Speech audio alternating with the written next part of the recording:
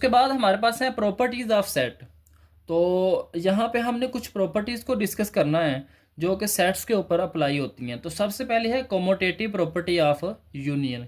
Commutative का मतलब ये होता है कि अगर ए यूनियन बी है तो ये इक्वल होगा बी यूनियन ए के। जिस तरह से हम रियल नंबर की प्रॉपर्टीज़ में पढ़ के आए थे कि ए प्लस बी ये बराबर होता है बी प्लस ए के। इस तरह से यूनियन के केस में होता है कि ए यूनियन बी ये इक्वल होता है बी यूनियन ए।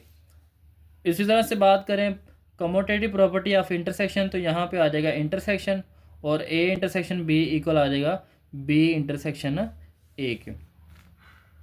नेक्स्ट है एसोसिएटिव प्रॉपर्टी ऑफ यूनियन। तो यहाँ पे हम एसोसिएटिव प्रॉपर्टी लगाएंगे। एसोसिएटिव प्रॉपर्टी में हमारे पास तीन सेट्स होते हैं। तो यहाँ पे हमारे पास तीन सेट हैं ए बी और सी, और तीनों के दरमियान में क्या है यूनियन।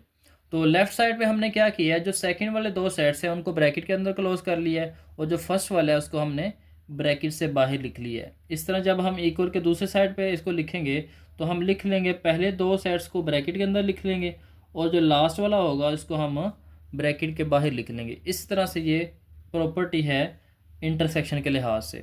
सेम है, जहाँ पे इधर यूनियन था वहाँ पे इंटरसेक्शन आ जाएगा।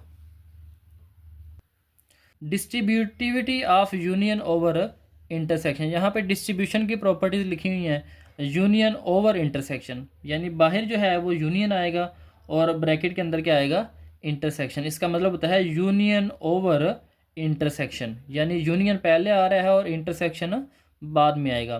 तो जब ये अंदर इसको सोल्व करेंगे तो ए यूनियन बी आ जाएगा, और दरमियान में क्या है इंटरसेक्शन, तो इसको हम दरमियान में लिख लेंगे। इस तरह से ए यूनियन और सी आ जाएंगे। तो इस तरह से हम लिख लेंगे distribution of union over intersection.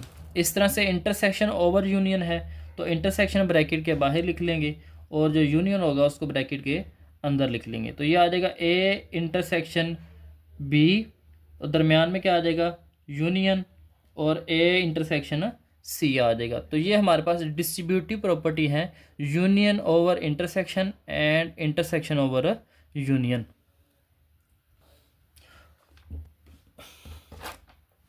उसके बाद हमारे पास है डी मॉर्गन के लॉज।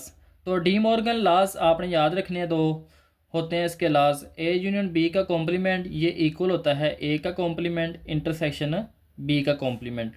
इसी तरह से ए इंटरसेक्शन बी का कॉम्प्लीमेंट ये इक्वल होता है ए का कॉम्प्लीमेंट यूनियन बी का कॉम्प्लीमेंट। यहाँ पे यूनियन है तो होल का कॉम्प्लीमेंट है, तो यहाँ पे ये किस में चेंज हो जाएगा इंटरसेक्शन में, और दोनों के क्या आ जाएंगे कॉम्प्लीमेंट्स। इस तरह से यहाँ पे इंटरसेक्शन है तो ये यूनियन में कन्वर्ट हो जाता है, और ए का कॉम्प्लीमेंट अलहदा से आ जाता है और बी का कॉम्प्लीमेंट अलहदा से आ जाता है।